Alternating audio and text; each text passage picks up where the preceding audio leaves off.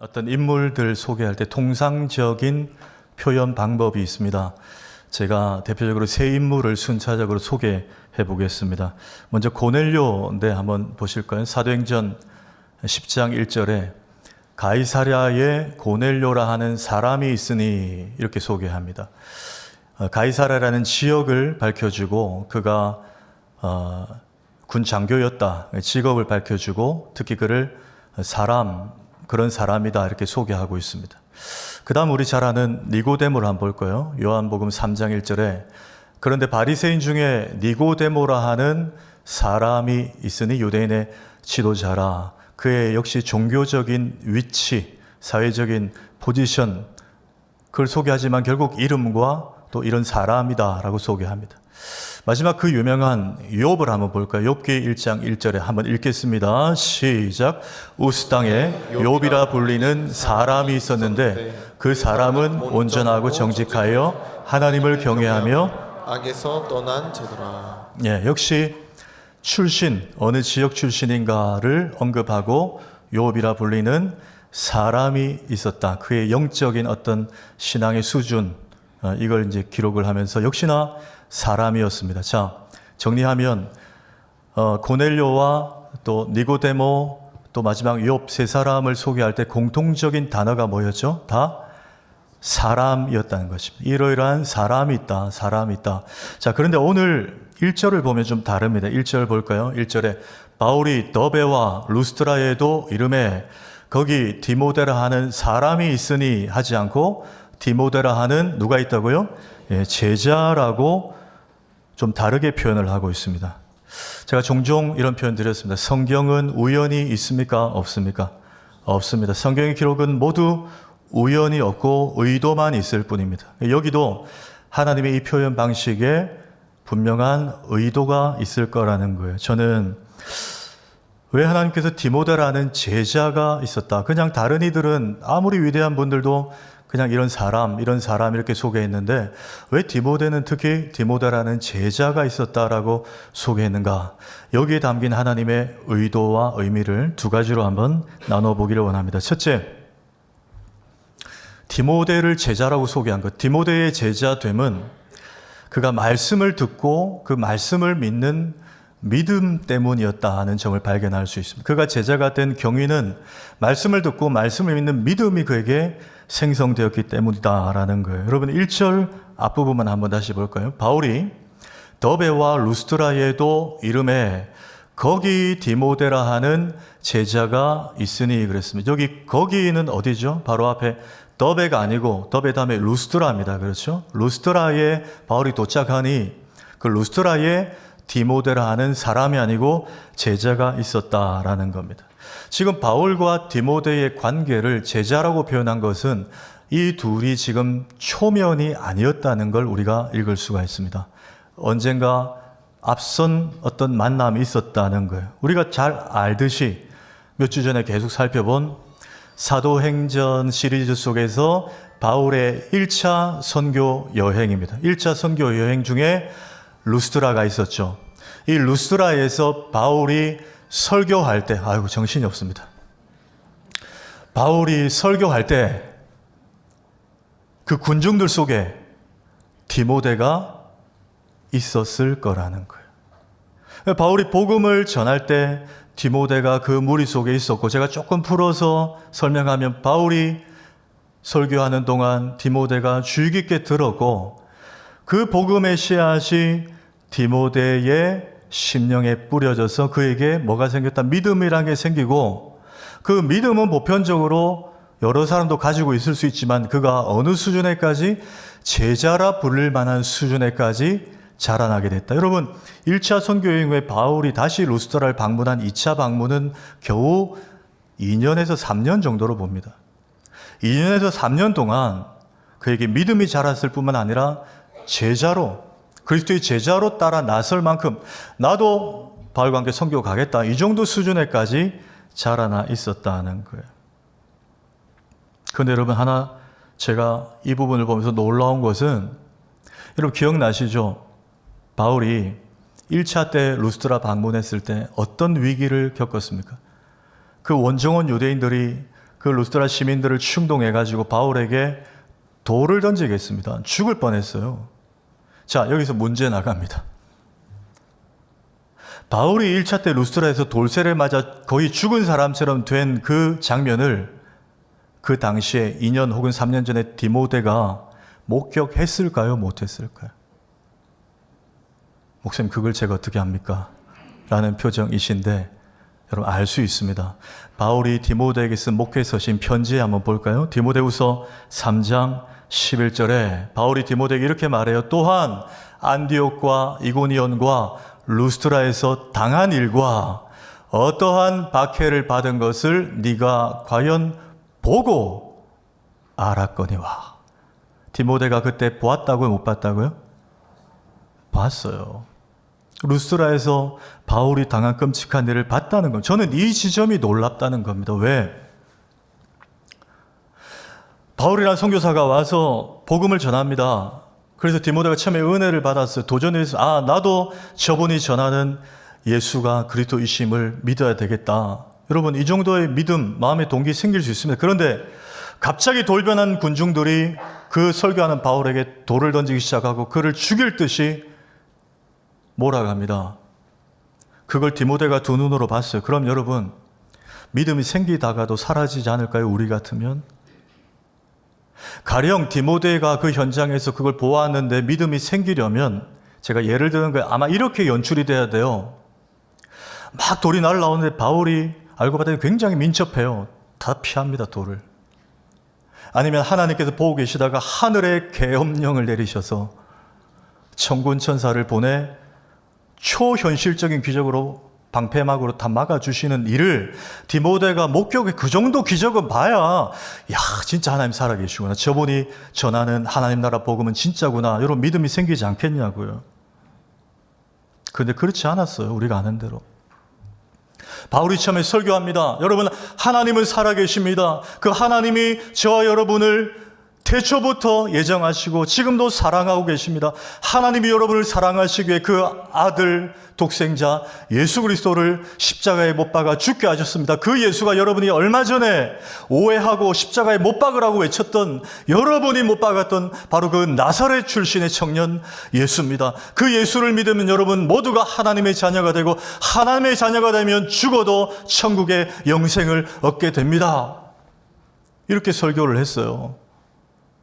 그런데 갑자기 군중들이 돌변해서 죽이려고 합니다. 그런데 놀라운 것은 그 현장에서 그 광경을 목격한 디모데에게 오히려 더 믿음의 확신이 생겼다는 거예요. 여러분, 이것은 현실로는 이해할 수 없는, 우리라면 여러분 도망가죠. 저런 능력 없는 예수라면, 자기 자랑하는 사람이 죽어가는데 그냥 바라보고 있는 예수라면 누가 믿겠냐고 기적을 보여줘야죠. 그런데 디모데는 오히려 바울이 죽어가며 선포한 그 예수의 복음 때문에 오히려 더 믿음이 강화됐다는 거예요. 여러분, 뭡니까? 디모데가 하나님이 제자라고 기록한 그 이유는 그가 지금 가진 믿음의 근거가 어떤 놀라운 기적을 보고 생겨난 믿음이 아니라 철저하게 예수 그리스도의 복음, 하나님의 말씀을 듣고 생겨난 믿음이기 때문에, 그 믿음 때문에 하나님은 이를 그냥 사람이라 하지 않고 제자라고 기록한 거예요.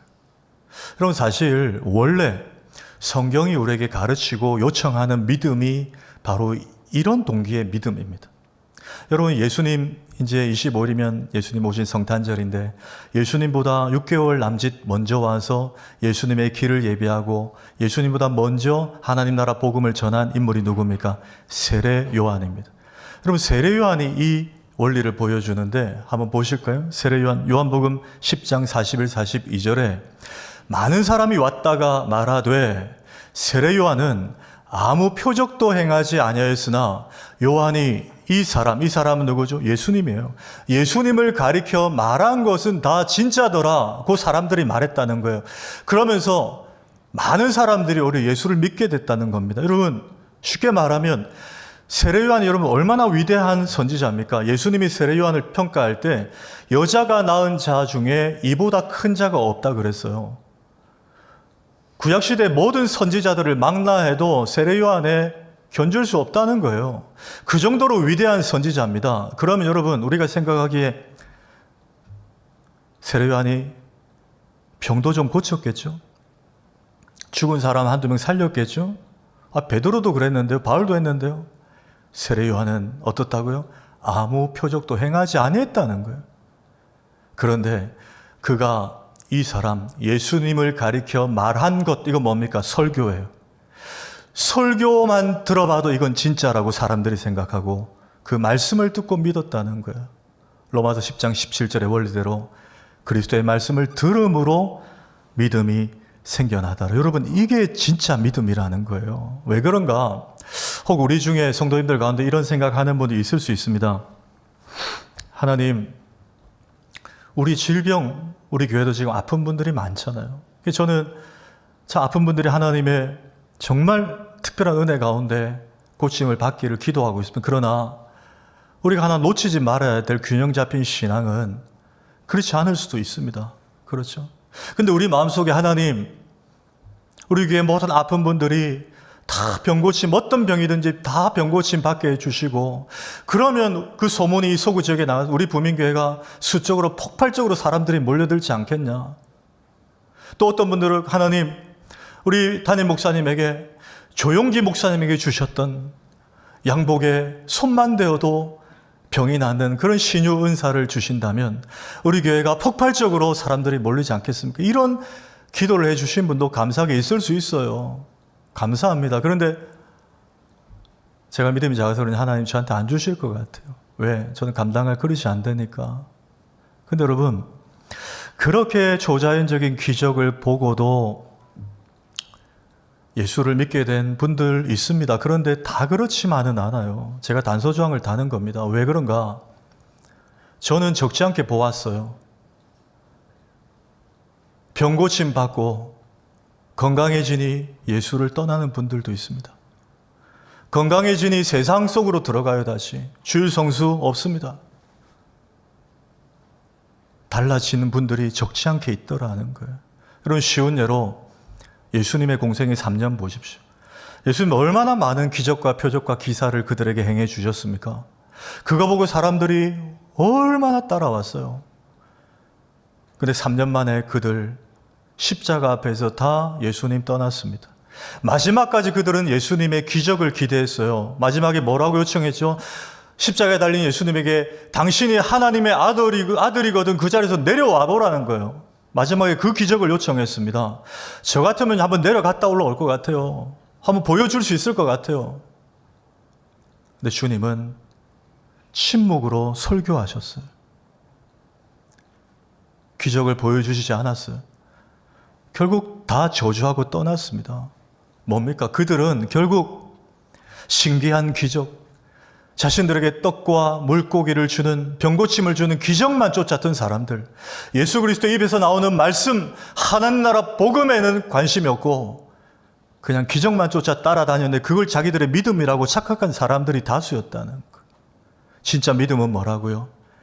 기적을 쫓아 믿게 된 믿음보다 하나님의 말씀을 통해서 나에게 생겨난 믿음이 진짜 믿음이라는 거예요. 여러분, 그런데 하나 이 지점에서 중요한 것이 있습니다. 이 예수를 믿게 되는 믿음이라는 게 사람의 의지로만 되어지지 않더라는 거예요. 여러분 그렇죠? 사람의 의지로 다 믿어지는 게 아니더라. 여러분 이게 너무나 중요한 교리입니다. 한 10여 년 전에 지금도 이제 요즘 가끔 다시 이제 활동 재개하던데 타블로라는 가수가 있습니다.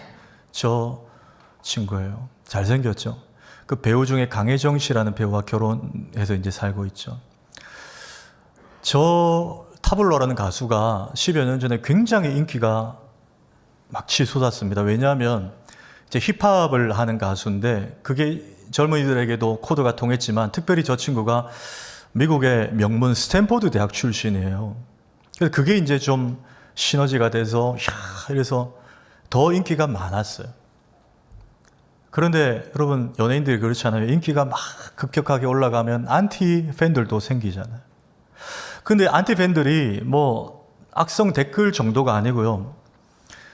한 블로그에 조직적으로 타블로에게 진실을 요구합니다. 줄여서 타진요라는 조직을 결성해서 저 타블로라는 가수가 자기가 스탠포드를 나왔다는 게 거짓말이다, 학력 위조다라고 조직적으로 음해를 가하기 시작합니다.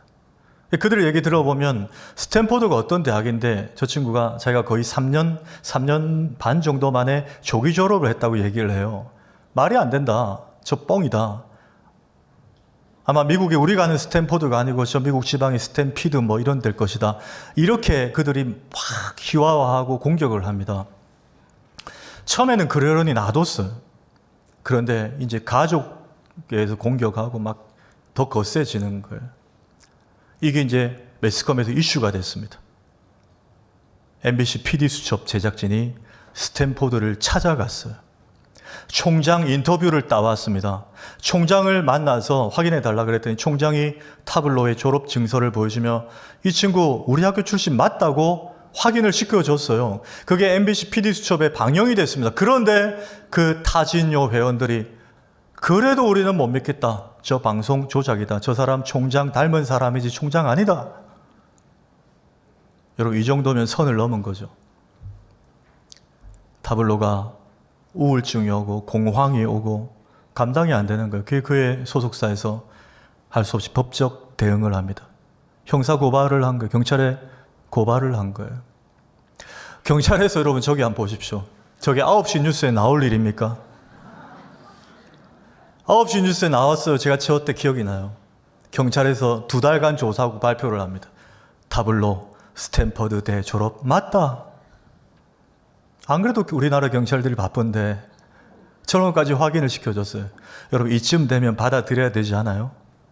그런데 타블로 회원 40명은 그래도 우리는 못 믿겠다. 경찰도 못 믿겠다.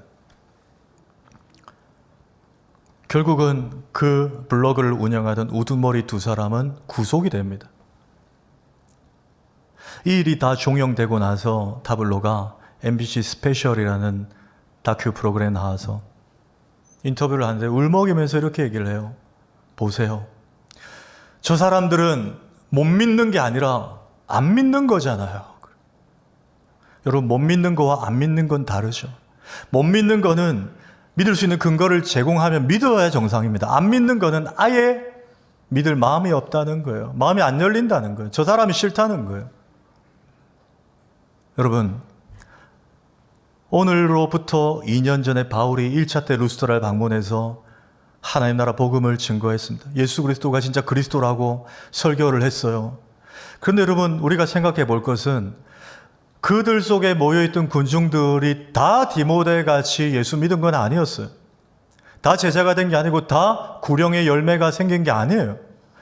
그들 다수는 원정원 유대인들이 말하는 루머를 그 말을 더 믿고 바울에게 돌세례를 가했습니다. 뭘 보여줍니까? 하나님 말씀이 선포된다고 해서 복음이 들려진다고 해서 모두가 믿음이 생기는 것은 아니더라는 거예요. 가장 중요한 것이 개입되어야 됩니다. 하나님 말씀이 선포되는 그 순간에 하나님의 성령이 우리 각 사람 마음을 만져주셔야 돼요. 성령님의 감화 감동의 역사가 없이는 우리 의지로 내가 믿어야지 돼도 믿는 게 아니에요. 아무리 설교 잘하는 목사님이 완벽한 논리를 설교를 해도 설득이 안 된 사람은 안 되는 거예요. 나 못 믿겠다 그래 안 믿겠다는 거예요. 믿음은 뭐라고요? 우리의 의지가 아니라 하나님이 믿게 해 주셔야 믿는 것이라는 거예요. 에베소서 2장 8절에 너희는 그 은혜에 의하여 믿음으로 말미암아 그랬습니다. 뒤에 나오는 구원도 은혜의 선물이고 믿음도 은혜 때문에 생겨나는 하나님 주셔야 된다는 거예요. 그런 의미에서 여러분, 우리가 뭐라고 예수 믿게 해주신 하나님 은혜에 먼저 믿은 분들은 먼저 감사합시다. 감사합시다. 그리고 또 하나 기억할 것은 믿지 않는 분들이 있어요. 우리 가족 중에. 그렇죠? 돌아와야 될 우리 자녀들, 세상 떠나기 전에 꼭 예수 믿고 가셔야 되는 우리 기도하는 분들 있잖아요. 새벽마다, 수요일마다. 아직 믿지 않는 우리 가족들이 있어요. 나는 못 믿겠다. 너희나 잘 믿으라. 이렇게 하는 어른들 계시잖아요. 여러분, 제가 박윤선 박사님 주석을 보니까 5만 번 기도 응답받은 조지 밀러 목사님 아시죠? 그분이 데이빗이라는 중마고우가 있었는데 그 중마고우가, 여러분 조지 밀러 목사님이 어떤 분입니까? 고아원 운영할 때 당장에 빵이 떨어져 내일 애들 먹일 게 없어요. 불평하지 마라. 기도했더니 그 다음날 빵 공장에서 빵을 갖다 실은 그런 일들이 5만 번 이상 있었던 분이 조지 밀러 목사님이에요. 근데 그런 능력의 종이 자기 친구 데이빗을 위해서 하나님, 저 친구가 예수 믿게 해달라고 평생 전도하고 건면하고 기도했는데 결국 안 믿고 조지 밀러 목사님이 먼저 세상을 떠났습니다. 그리고 장례식을 마친 후 일주기가 지났어요. 일주기 후에 일주기 추모 예배를 드리는데 그 데이빗이라는 친구가 참석을 했습니다. 안 믿는 친구예요. 조지 밀러가 친구가 생각나서 온 거예요. 그런데 그날 목사님 전하는 추모 예배 설교를 듣고 예수 믿게 됐다는 거예요. 여러분 뭡니까?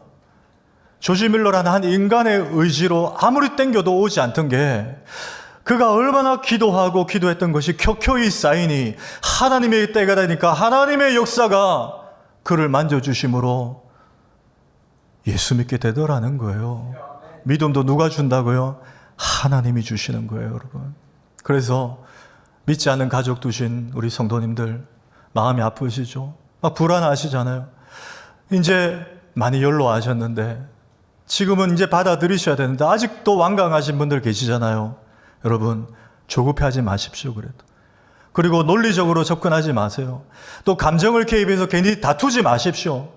왜 말 안 들으시냐고, 한 번만 따라 나와주시면 안 되냐고. 여러분 안 먹힐 때도 있어요. 오히려 그때 한 걸음 더 떨어져서 기다리십시오. 그리고 잠잠히 더 기도만 하십시오. 하나님은 택한 백성을 버리지 않으십니다. 반드시 우리의 기도가 때가 되면 하나님께서 한순간에 마음을 만져주셔서 회심의 역사, 구원의 역사, 놀라운 은혜를 그 가정에 부어주실 줄 믿습니다. 네. 하나 더 볼까요? 디모데를 하나님이 왜 제자로 소개하셨는가? 디모데의 제자됨은 방금 설명한 이 디모데의 이 믿음이, 말씀을 듣고 얻은 이 믿음이 거짓 없는 믿음이었기 때문입니다. 그래서 하나님은 그를 사람이라 하지 않고, 이런 사람이 있다 하지 않고 제자라는 표현으로 소개를 하셨어요. 자, 1절 다시 한번 볼까요? 앞부분에 바울이 더베와 루스드라에도 이름에, 거기 제가 여기 헬라어 하나를 추가해 놨습니다. 거기 디모데라 하는 제자가 있으니 그랬습니다. 제가 헬라어 원문과 이렇게 비교해서 보는데 한글은 거기 디모데라는 제자가 있으니 이렇게 넘어갑니다. 그런데 한 단어를 번역을 하지 않았어요, 성경학자들이. 그게 저 이두라는 헬라어 단어입니다. 좀 감탄사, 보라 이거예요. 얘들아 한번 보라. 왜 성경학자들이 번역을 하지 않았을까 저는 모르겠지만 제가 보는 관점에서는 이건 굉장히 중요한 단어 같습니다. 왜? 하나님이 지금 이 독자들에게, 우리에게 디모데라는 한 친구를 발견하고 우리에게 자랑스럽게 소개하는 것 같아서 그래요. 바울이 더베와 루스드라에 도착함에 얘들아, 분위기를 환기시키는 거예요. 보라, 이 루스드라에 내가 발견했다. 숨은 보석과 같은 믿음을 가진 디모데라는 청년 제자를 내가 발견했다. 그게 이두, 보라라는 단어. 여러분 이 뉘앙스 이해되시죠? 보라, 우리에게 소개하시는 거예요.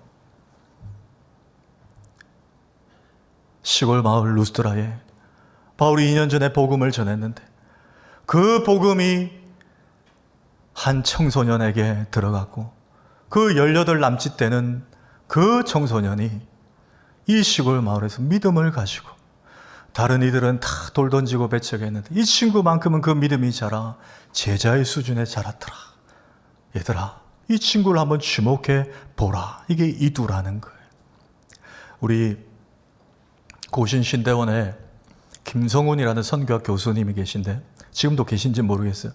제가 사도행전 시리즈를 하면서 그분의 책을 많이 참고합니다. 그런데 그분이 일찍이 지금 이제 튀르키예로 바뀌었죠. 표기가 터키의 국립에게대학교에서 터키 사회학과 종교학을 전공한 선교학 교수세요. 근데 이분이 쓰신 위드 바울이라는 책에 보면 이 루스드라라는 지역에 대해서 이렇게 정보를 제공합니다. 제가 140페이지 이후에 조금 인용합니다. 루스드라는 규모가 작은 도시여서 유대인 회당이 없었다. 바울이 방문했을 당시 루스드라 인구는 3,000명 정도 되었을 것으로 추정된다. 루스드라에는 이곳이 고대 도시였다는 것을 알려주는 흔적이 전혀 없다. 그 이유는 터키 정부나 고고학계가 나서 발굴하기에는 도시 규모가 작고 관광객을 끌만한 중요한 것이 없기 때문이다. 쉽게 말해서 루스드라가 바울 당시 그 당시나 지금이나 뭐 관광 산업으로 봤을 때나 고고학적인 측면으로 봤을 때 그렇게 전문가들도 주목할 만한 도시가 아니었다는 거예요. 그렇죠? 그 뉘앙스예요. 그냥 저 외지, 그 시골. 그런데 하나님은 이 디모데를 이두라는 감탄사를 가지고 소개한다는 거예요. 뭡니까, 여러분?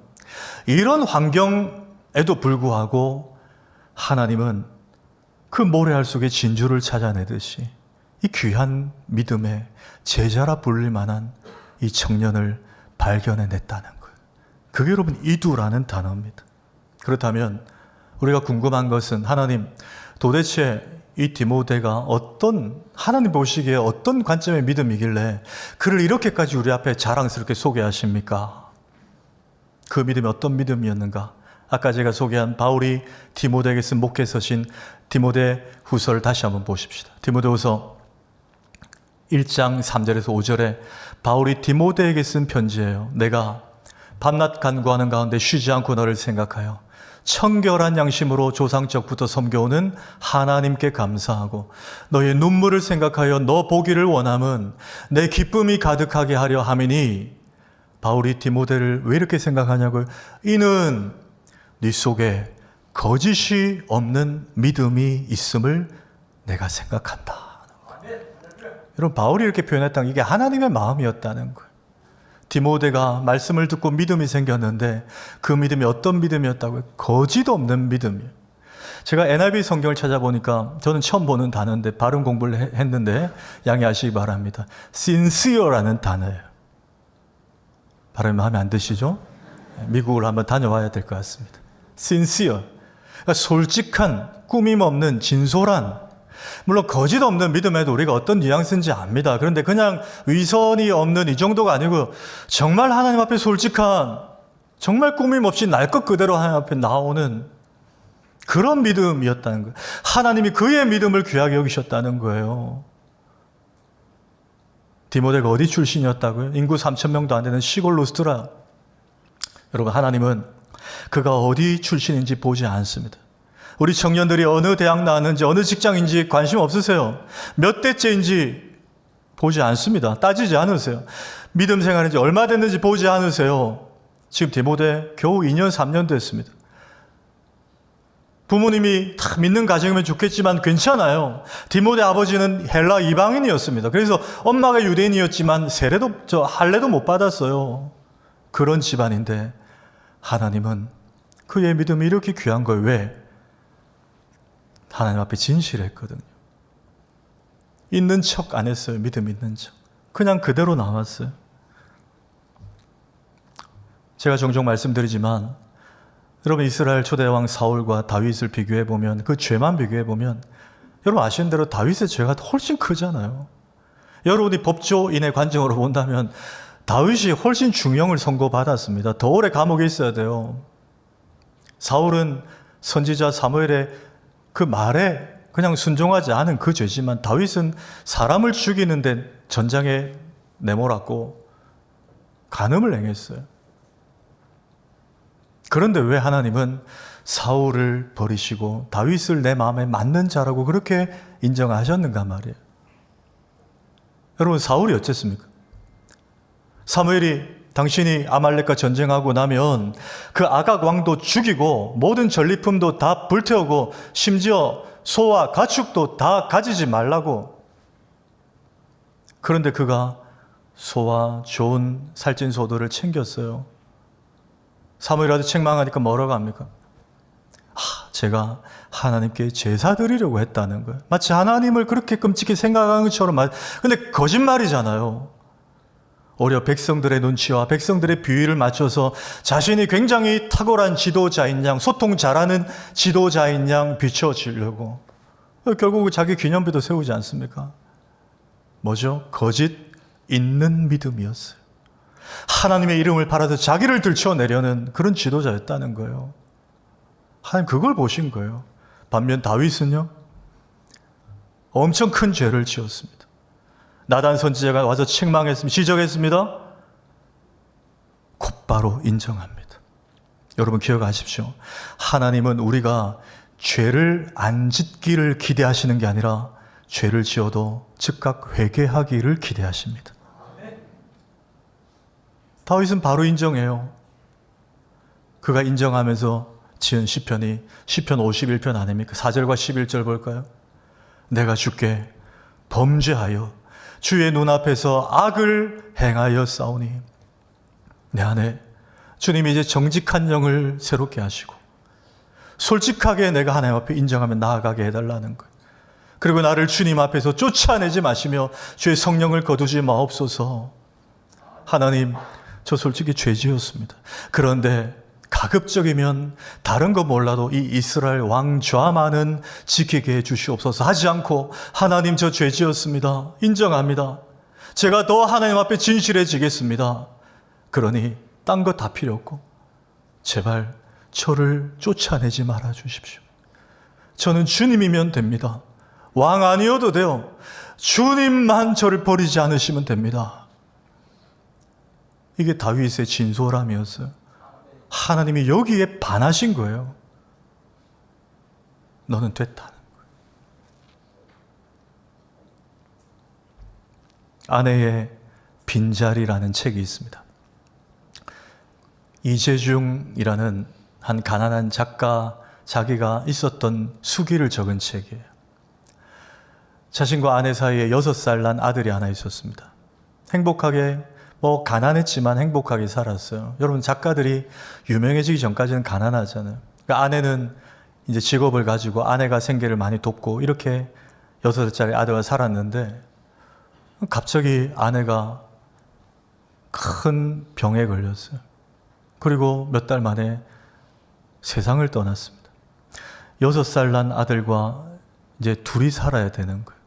여러분, 작가들이 글만 썼지 일은 해봤습니까? 근데 이제 일을 해야 돼요. 생계를 위해서. 그때부터 6살짜리 아이를 어린이집 종일반에 보내고 자기는 아침 일찍 나가서 막노동 현장에 일을 합니다.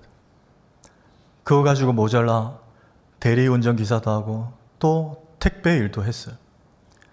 그게 한두 달 정말 몸에 골병이 들 정도로 아들을 위해서 그렇게 버텨냈습니다. 어느 날도 아침에 아이를 어린이집에 종일반에 보내고 일하러 나갔어요. 하루 종일 투잡, 쓰리잡 하면 여러분 얼마나 힘들겠습니까?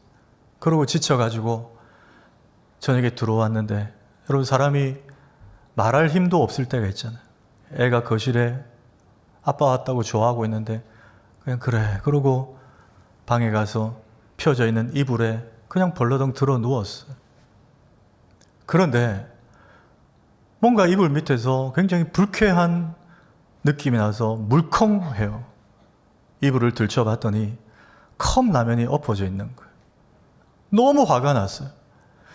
이렇게 아무리 6살짜리 철이 없어도 내가 이렇게 힘든데 어떻게 이런 장난을 치냐. 아들이 나가가지고 회초를 들고 애를 그냥 탁 잡고 엉덩이를 계속 때렸어요.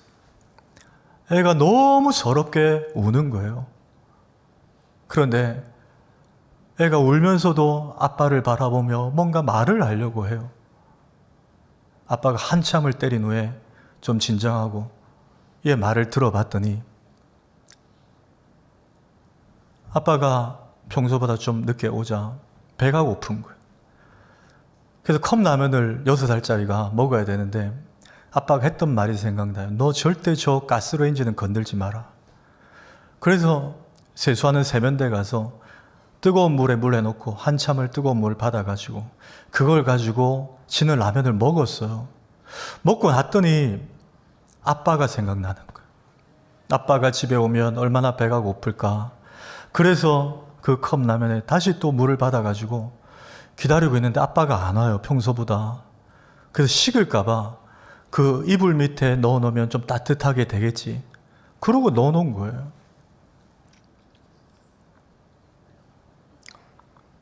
아빠가 그 얘기를 듣고 그 책에서 이렇게 표현을 합니다. 아내를 하늘나라에 보내고 혼자 된 6살 아이 눈을 내가 얼마나 많이 바라봤겠나. 그런데도 난 그날 아이의 눈을 보면서도 아이의 마음을 읽어내지 못했다. 그리고 그 다음 문장이 이게 나 같은 인간의 한계구나 이렇게 적어놨어요. 여러분 그래요. 사람은 여러분 아무리 막역해도 그 사람 마음을 몰라줄 때가 있잖아요. 그래서 오해도 생기고 갈등이 생겨요. 심지어 가족도 부모님이 자녀를, 자녀가 부모님을 그 진심을 몰라줄 때가 있어요. 그래서 그런 갈등들이 생기잖아요. 그런데 여러분 기억하십시오. 우리의 소망이 되신 하나님은 저와 여러분이 한없이 부족함에도 불구하고 저 여러분이 그럼에도 불구하고 주님을 사랑하고 주님을 늘 묵상하고 때로는 부족해서 죄짓고 실수하고 넘어지고 실패할지언정 그럼에도 불구하고 주님 위해서 살려고 말씀대로 살려고 몸부림치는 그 과정을 보시고 우리의 중심을 하나님은 알아주신다는 거예요. 그러니 여러분 절대 신앙의 종교적인 옷을 더 갖추 입으려고 하지 마십시오. 외형적인 것, 사람들이 나를 신앙이 있는, 이렇게 하면 신앙이 있는 척 보겠지. 영성 있는 척. 절대 그거 하지 마십시오. 다 필요 없는 짓입니다. 예수님이 2000년 전에 3년 동안 설교하셨던 게 그 바리새인들의 그런 면이었잖아요. 거짓 있는 믿음. 사람들에게 잘 보려고 하는 믿음. 하나님은 안중에 없고 그러니 주님은 늘 그들에게 말씀하셨어요. 너희가 입술로는 나를 공경하나 마음은 내게서 멀도다. 여러분 주님 앞에 겉옷을 벗으십시오. 있는 모습 그대로 나가십시오. 주님은 그 믿음을 요구하세요. 그렇게 나아올 때 주님은 우리를 그리스도의 제자라고 하시는 거예요. 내 모습 초라해도 넘어졌어도 지난주 여기 틀면 안 되는 짓을 한 분 있습니까?